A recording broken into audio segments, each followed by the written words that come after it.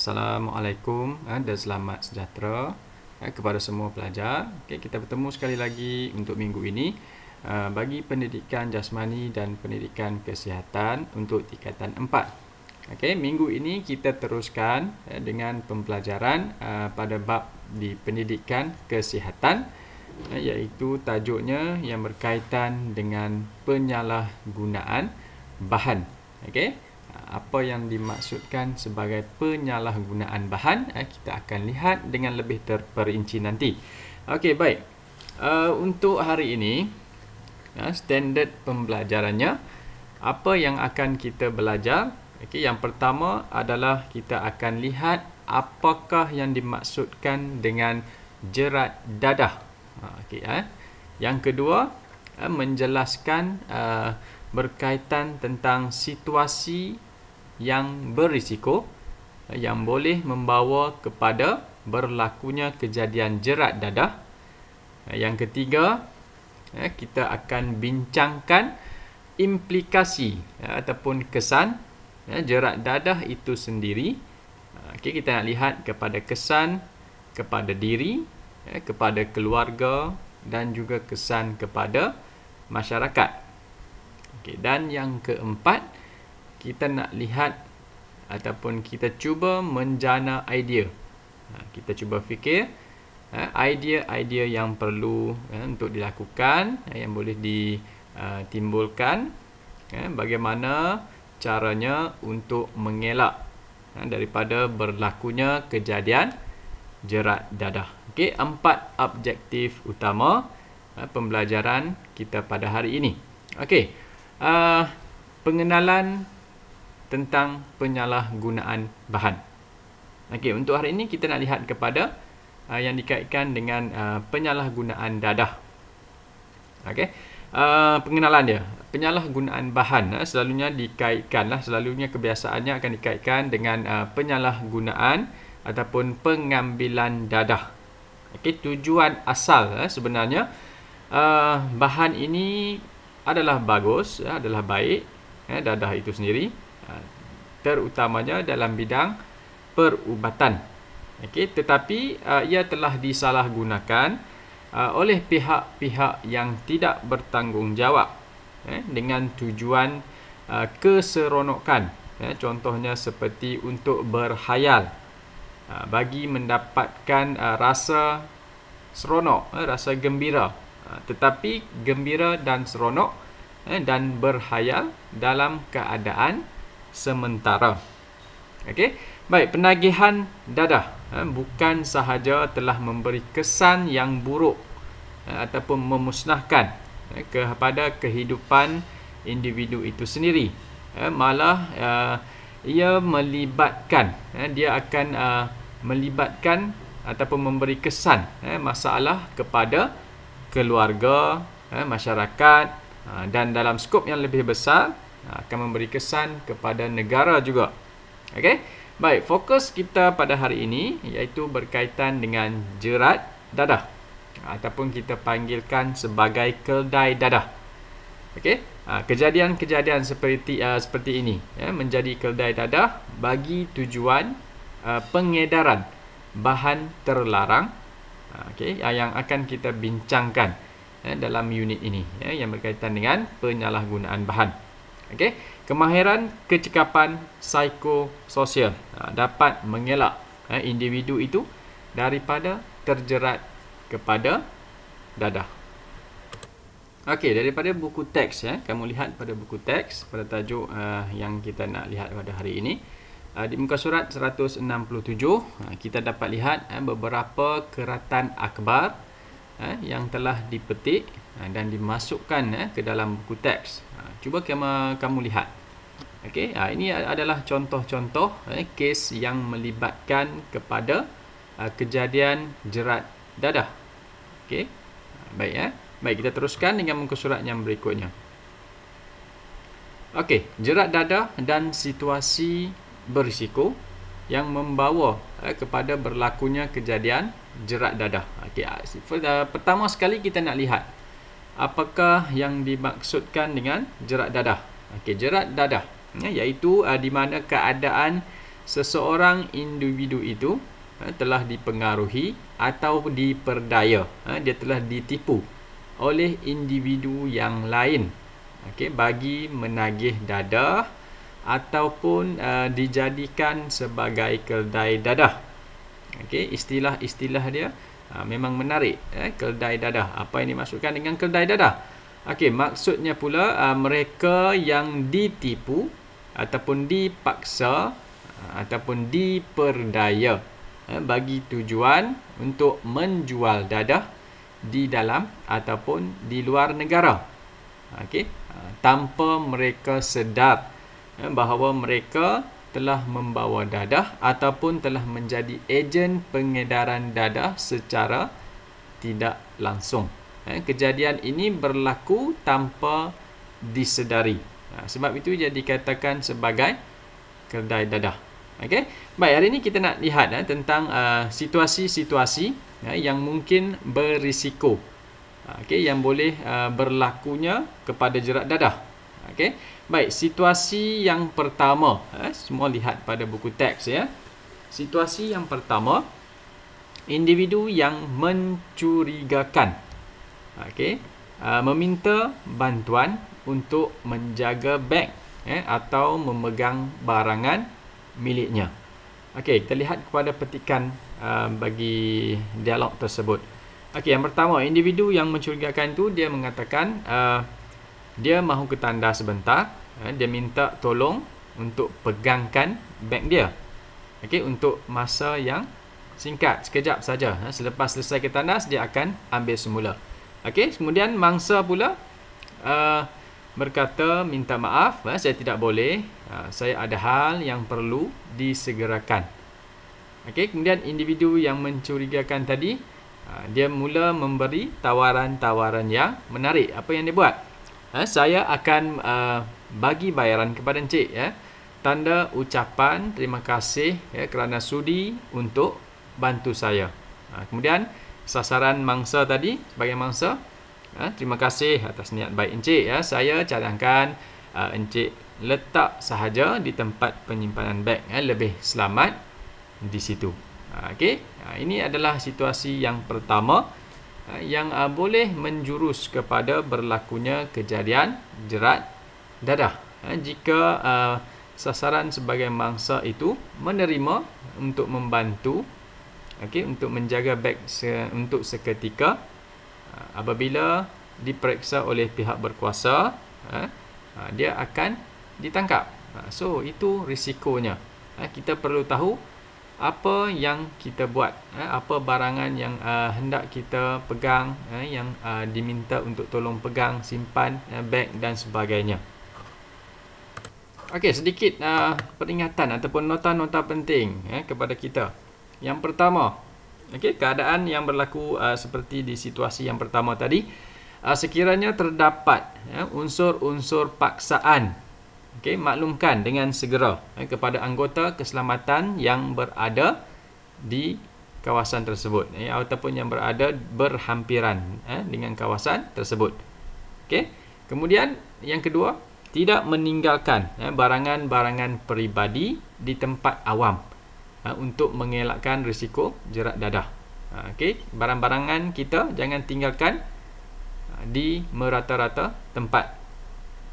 Bawa ke mana sahaja. Mungkin pihak-pihak yang tidak bertanggungjawab akan memasukkan barangan-barangan terlarang ke dalam beg kita. Kemudian yang ketiga, perlu berhati-hati, waspada dengan makanan dan juga minuman yang diberikan oleh individu lain, kerana dikuatiri akan mengandungi barangan yang terlarang juga. Kemudian yang keempat, tidak mudah mempercayai janji atau tawaran yang disertakan ataupun yang ditawarkan sebagai pulangan untuk sebagai membantu dia, membantu orang tersebut. Jangan mudah percaya dengan tawaran yang lumayan. Itu mungkin satu perangkap kepada kita. Kemudian situasi yang kedua. Situasi yang kedua, proses temuduga. Apabila kita memohon sesuatu jenis pekerjaan dan sebagainya, Okey, mungkin akan dijalankan secara panggilan telefon. Kita lihat situasi yang berlaku yang kedua, ya, bagaimana. Okey, yang pertama penemu duga, dia mengatakan selamat pagi, boleh saya bercakap dengan Encik Daniel. Okey, kemudian dia menjawab, selamat pagi, saya yang bercakap. Okey, kemudian Encik ada mohon pekerjaan dengan syarikat ABC Sdn Bhd kan? Okey, kemudian dia menjawab lagi, ya betul, saya telah menghantar resume melalui email. Okey, kemudian dia berkata, kami berminat untuk menawarkan pekerjaan kepada Encik. Tugas dia mudah sahaja. Encik cuma perlu membawa bungkusan ke luar negara. Destinasinya kami akan tetapkan. Di sana ada wakil yang akan menunggu Encik untuk mengambil bungkusan tersebut.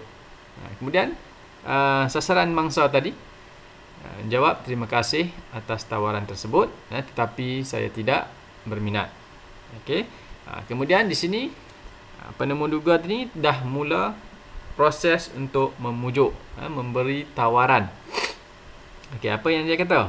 Tapi Encik, kami akan menawarkan gaji yang lumayan. Kita boleh bincangkan nilainya. Kemudian sasaran sebagai mangsa tadi bertindak untuk menolak tawaran tersebut. Terima kasih kerana menghubungi saya. Maaf, saya tidak berminat kerana banyak kemusykilan tentang tawaran ini. Dia ragu-ragu dengan tawaran yang lumayan. Kerana dia tidak jelas apa tugas yang sebenarnya. Hanya membawa bungkusan. Apa kandungan bungkusan tersebut. Okey? Baik, sedikit peringatan ataupun nota penting. Ingat, yang pertama, sekiranya temu duga dijalankan secara bersemuka, berdepan. Segera tinggalkan tempat tersebut. Kerana mungkin akan dikuatiri berlakunya satu perkara yang tidak diingini, ataupun paksaan secara kekerasan. Okay, yang kedua, elakkan daripada mendedahkan maklumat peribadi, seperti contohnya nombor kad pengenalan kita ataupun alamat tempat tinggal yang terkini. Okay, jika terdapat sebarang keraguan, kemusykilan tentang individu-individu yang membuat panggilan kepada kita. Masa sekarang ni macam-macam jenis panggilan. Panggilan-panggilan yang cuba untuk memperdayakan kita. So, kena berhati-hati dengan setiap daripada panggilan-panggilan tersebut. Kita perlu pastikan maklumat-maklumat ataupun identiti pemanggil tersebut betul, benar. Okey. Kemudian yang ketiga, perlu berhati-hati, berwaspada dengan tawaran gaji yang lumayan. Okey. Lebih-lebih lagi jika tidak setimpal dengan pekerjaan atau tugasan yang dilaksanakan.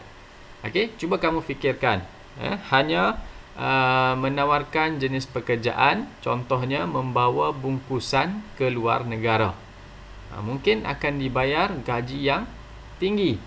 So, logiknya di situ, itu mungkin ada sesuatu muslihat ataupun keraguan yang dapat kita fikirkan.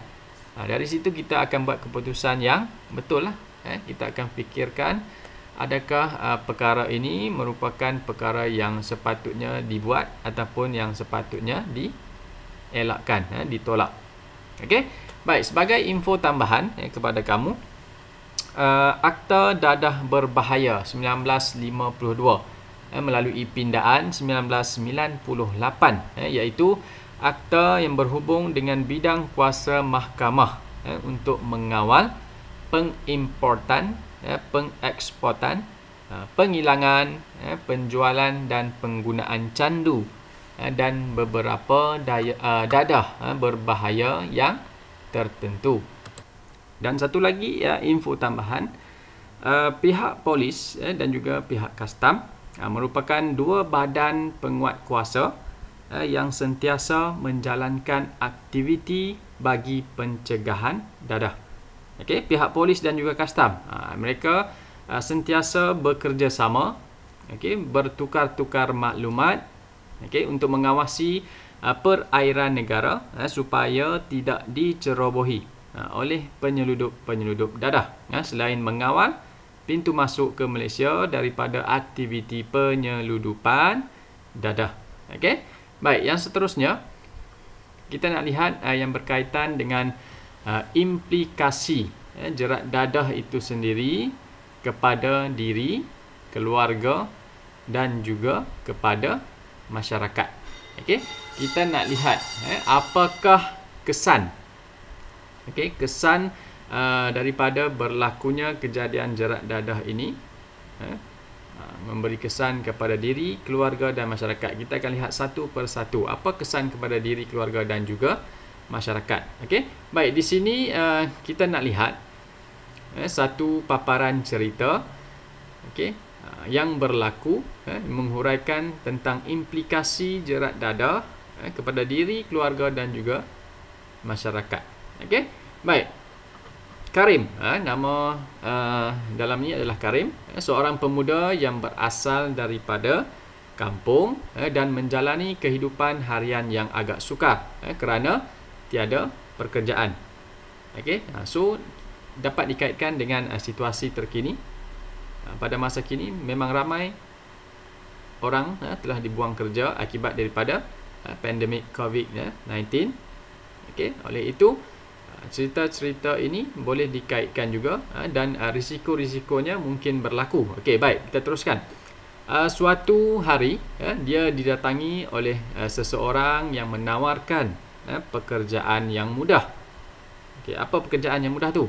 Upah yang ditawarkan amat lumayan dengan hanya membawa satu bungkusan ke Jakarta dan berlepas balik sebaik sahaja tiba di lapangan terbang di sana. Okey, apa yang dia perlu lakukan? Apabila tiba di lapangan terbang, pemuda itu ditahan. Karim telah ditahan oleh pihak berkuasa bagi tujuan pemeriksaan barangan yang dibawa. Okey, kemudian pihak immigration dia berasa bercuriga kerana tiket pemuda itu untuk berlepas pulang ke Malaysia hanya berbeza setengah jam sahaja dengan waktu ketibaan dia. Okey, pihak immigration telah mengesan sesuatu yang tidak kena yang berkaitan dengan tiket. Tiket dia berbeza setengah jam dengan waktu ketibaan dan dia akan berpatah balik ke tempat asal. Okey, setelah diperiksa, rupa-rupanya bungkusan yang dibawa oleh Karim tadi mempunyai syabu. Dan dadah itu membawanya ke tirai besi. Apa itu tirai besi? Iaitu penjara dengan hukuman penjara selama 12 tahun. So, di situ telah teraniaya. Karim telah teraniaya. Tujuannya mungkin untuk mencari pekerjaan kerana tiada pekerjaan dan menerima tawaran yang baik, tawaran bayaran yang baik. Dia melakukan tugas tersebut kemudian ditangkap. Okey, baik, kemudian kisah sedihnya sampai ke pengetahuan ibu dan ayahnya yang tidak dapat tidur malam sehingga dipanjangkan ke satu badan NGO tempatan untuk dibincangkan semula dan dirundingkan dengan pihak berkuasa di sana, di Jakarta, di Indonesia. Okey, kemudian sekurang-kurangnya biarlah dia dibenarkan untuk menjalani hukuman penjara di negara ini, tetapi agak payah. Okey, oleh itu kisah-kisah seperti ini, kes-kes seperti ini perlulah diambil iktibar oleh kita semua supaya ia tidak berlaku kepada kita dan juga ahli keluarga, rakan-rakan dan kenalan kita yang lain. Okey, kemudian kita nak teruskan. Ini kita akan fokuskan apa yang kita nak lihat adalah kesan kepada diri, kepada keluarga dan juga kepada masyarakat dan negara. Okey, yang pertama kesan kepada diri. Okey, kesihatan pastinya akan terjejas dengan terlibatnya dengan dadah. Kemudian status mental, kesihatan mental, keuangan. Jika yang bekerja, prestasi kerjaya. Jika kamu sebagai pelajar, okey, prestasi pelajaran akan merosot. Dia akan memberi kesan. Okey.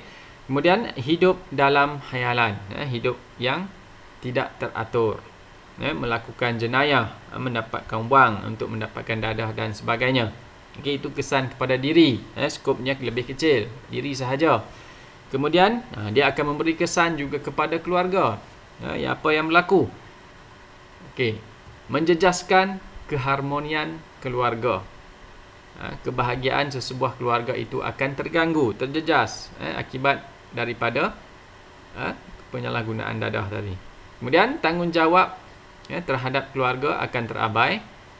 Ahli keluarga akan hidup dalam ketakutan, kemudian mendatangkan stres kepada ahli keluarga, dan yang terakhir mencemarkan nama baik keluarga di mata masyarakat, terutamanya apabila telah ditangkap oleh pihak berkuasa dan dijatuhkan hukuman dan sebagainya.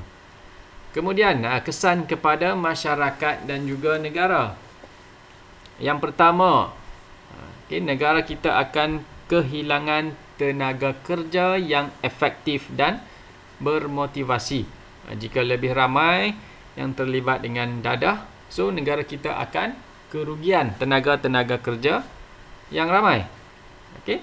Kemudian yang kedua, masyarakat akan berasa bimbang kerana berlakunya peningkatan kejadian jenayah yang dilakukan oleh penagih-penagih dadah dan sesiapa saja yang terlibat dengan dadah ini.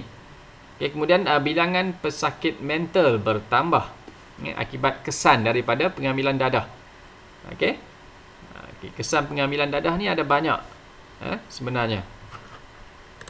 Penagihan dadah ni bermula apabila seseorang itu memerlukan dos yang lebih tinggi untuk mencapai kesan yang diingini.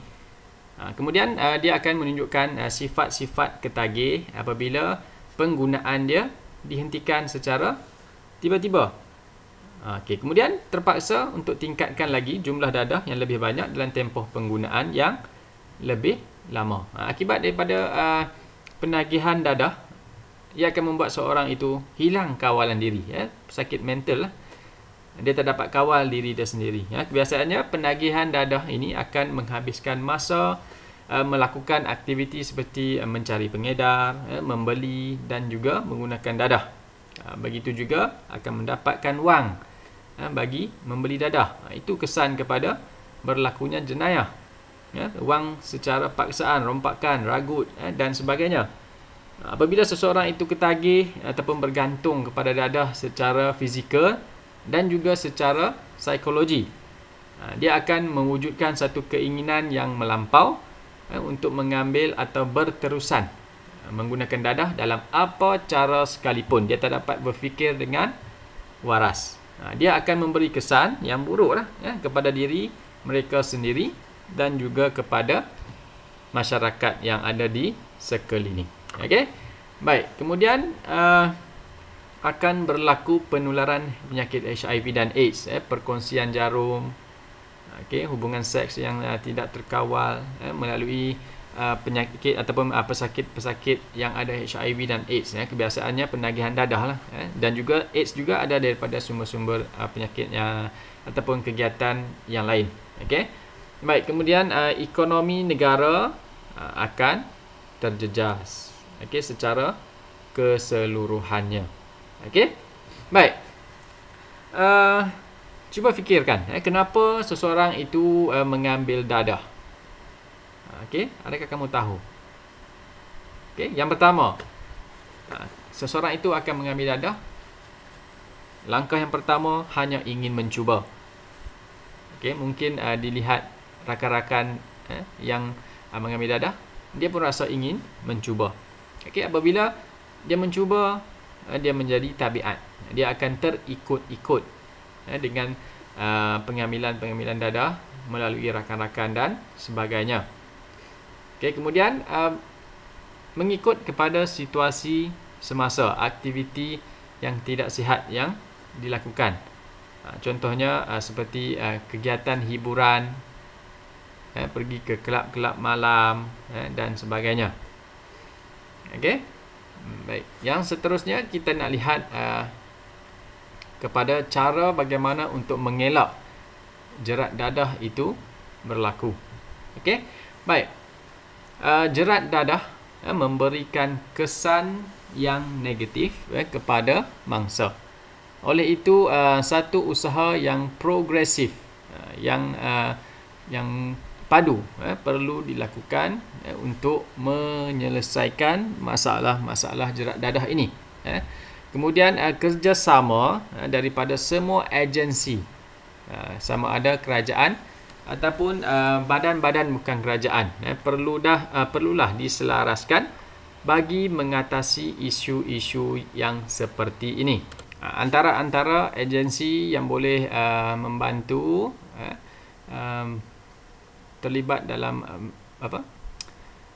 menangani isu-isu seperti ini, yang pertama seperti AADK, Agensi Anti Dadah Kebangsaan, NGO yang lain seperti pemadam dan juga pengasih. Okey, itu antara NGO lah yang aktif dalam penglibatan isu-isu dadah. Okey, baik, rata-rata golongan yang terjerat oleh mereka yang tanpa sedar telah merelakan diri. Okey, mereka yang terjerat ini kebiasaannya mereka melakukannya dalam keadaan yang tidak sedar, tetapi telah merelakan diri untuk membawa dadah tersebut akibat daripada tawaran-tawaran pembayaran yang lumayan. Okey, oleh itu bagi mengelakkan diri daripada menjadi mangsa kedai dadah, kita perlulah mempunyai kemahiran untuk menangani situasi berisiko tersebut. Okey, baik, antara langkah-langkah ataupun cara untuk mengelak kejadian jerat dadah ini boleh berlaku kepada seseorang. Yang pertama iaitu berhati-hati dengan tawaran kerja yang mempunyai gaji yang lumayan di luar negara. Okey, apa yang perlu kita lakukan apabila menerima sesuatu tawaran? Okey, kita perlu siasat dahulu, buat sedikit kajian terlebih dahulu yang berkaitan dengan kerja yang dipohon ataupun kerja yang telah ditawarkan. Okey, jika ketika kamu membuat siasatan ataupun dalam membuat kajian terdapat beberapa kemusykilan, ketidakpastian, okey, cuba elakkan daripada menerima pekerjaan tersebut, kerana timbul sedikit keraguan, sebarang keraguan, mungkin daripada latar belakang syarikat ke latar belakang orang yang menawarkan pekerjaan tersebut dan sebagainya. Terutamanya pekerjaan-pekerjaan yang ditawarkan secara atas talian, menerusi panggilan telefon tanpa perlu berjumpa dengan majikan. Kita pun tak tahu dengan siapa yang kita berurusan sebenarnya.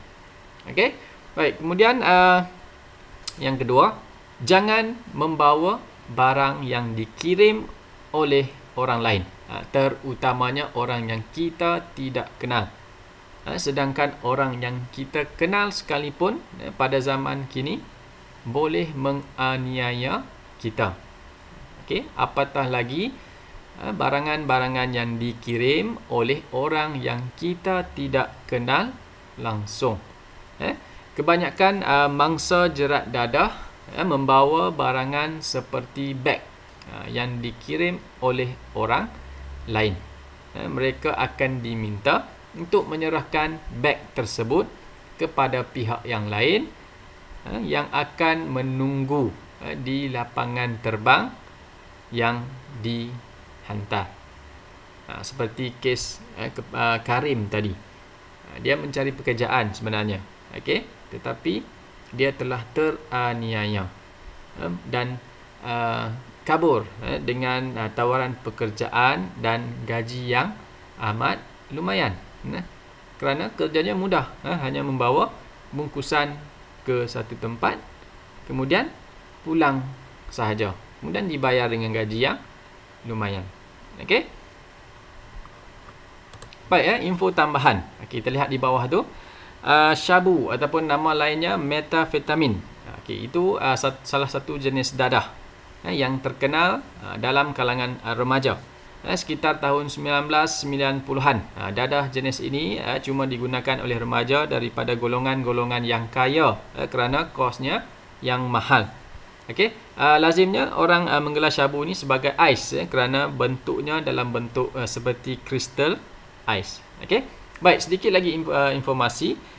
Tahukah anda sebahagian besar dadah dibawa masuk ke Malaysia adalah daripada Thailand, Myanmar dan juga Laos. Okey. Bagi memastikan bahan berbahaya ini tidak dibawa masuk ke Malaysia, semua pintu masuk di negara ini sama ada dari darat, laut maupun udara telah dikawal ketat oleh pihak berkuasa di negara kita. Okey, pelbagai langkah dijalankan bagi menyekat kemasukan dadah seperti pemeriksaan di pusat kargo, kemudian melakukan ujian air kencing secara rawak di pintu-pintu masuk negara dan juga penggunaan anjing pengesan bagi mengesan kemasukan ataupun cubaan untuk memasukkan dadah ke dalam negara kita. Okey. Baik, kemudian yang seterusnya, cara mengelak jerat dadah yang ketiga. Okey, elakkan daripada makan atau minum dengan orang yang baru dikenali. Kita perlu berhati-hati dengan sesiapa sahaja sekarang. Okey, berhati-hati dengan makanan dan juga minuman yang diberi oleh orang lain sama ada dikenali atau sebaliknya. Hal ini kita dapat hindarkan diri kita daripada berlakunya unsur-unsur khianat kepada diri kita. Okey. Kemudian yang keempat, siasat selidik latar belakang rakan yang baru dikenali. Okey, sesiapa sahaja, semua daripada kita perlu siasat dahulu. Sesiapa sahaja yang kita baru kenali, pastikan kita mengenali latar belakang individu yang menjadi rakan kita. Elakkan daripada berkawan dengan individu yang mencurigakan. Okey. Jika kita dapat kesan, dapat tahu maklumat-maklumat yang berkaitan dengan rakan yang baru kita kenali itu, maklumat yang tidak baik, kita hindarkan diri kita, jauhkan diri kita daripada terus berkawan dengan rakan baru itu. Kemudian yang kelima, tinggal bersama keluarga atau sentiasa menziarahi keluarga. Okey. Tujuannya apabila kita tinggal bersama ahli keluarga, ahli keluarga kita yang lain akan mengawal pergerakan kita agar kita ni tak terlalu bebas, kita tidak lupa diri. Ataupun kita membuat sesuatu keputusan itu secara tidak melulu, tidak terburu-buru. Sekiranya kita tinggal berjauhan dengan ahli keluarga, ziarahilah mereka. Baliklah kampung apabila berkelapangan ataupun hubungi mereka dengan kerap untuk bertanyakan khabar, kerana mereka perlu tahu perkembangan kita juga, apa yang berlaku kepada kita, supaya mereka dapat lihat ataupun mereka dapat memberi nasihat jika sesuatu perkara yang tidak baik yang akan kita lakukan nanti. Okey, baik. Kemudian yang keenam, percaya kepada diri sendiri bahawa anda boleh berjaya. Okey, seseorang individu yang percaya kepada diri tidak akan mengambil jalan mudah untuk hidup senang lenang. Mereka akan berfikir panjang jika ditawarkan dengan sesuatu yang lumayan. Pada zaman kini semua orang perlukan duit, tetapi kita perlu berhati-hati dengan tawaran yang lumayan. Tiada perkara ataupun tiada tawaran-tawaran ataupun tiada orang yang memberikan wang mudah kepada kita dengan jumlah yang banyak.